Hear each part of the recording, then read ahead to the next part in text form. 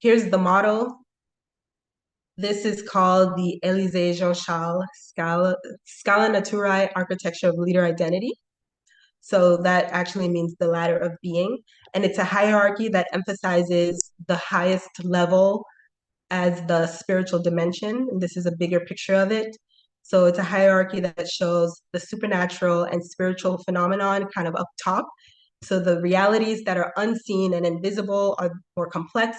And as we get further down to the bottom, we start to become more tangible.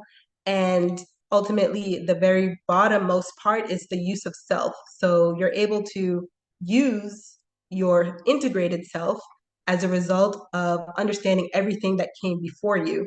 And so there's a regeneration that goes on from top to bottom that I'm trying to depict in this model. The second of the three is the Élysée Jean-Charles Genea poema architecture of leader identity, which is the Greek for the generational technique. And it represents spiritual practice as a divine GPS. And it depicts complexity increasing in terms of over time, from least to most complex, being led by spirituality.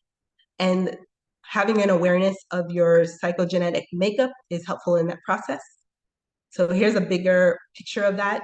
So we see time is flying, but over time, if you're following your spiritual reality as your GPS, then you're ultimately going to arrive at your predestination. So the destiny that was already predestined for you. And psychology is the navigation information, because psychology in its original sense is the study of the spirit of God. And leadership psychology is the profession that I think can help with navigation architecture. And I think other sciences and other fields can kind of fit into the picture as well. And ultimately, the model is called the symbiogenetic model of leader identity. So it is like a reappropriation of an evolutionary biological term, that word symbiogenetics.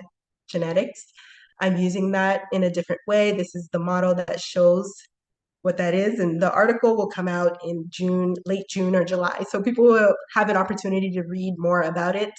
But it really shows the inorganic matter as the basic level, and then gradually moving up into spiritual matter being the more complex level. So this is a bigger picture of that model. The center is the pneuma, where the spirit would live. And if anyone has read the Holy Bible, the spirit of God and God himself has three persons in one. So that's what's depicted here. And then we see that the different areas of genetics that form the universe also form the human being. So things like stardust are the inorganic matter that ultimately accumulate into spiritual matter through the stages. So again, this is all a theory that is being proposed. And really that's the end of it. I'm going to stop there.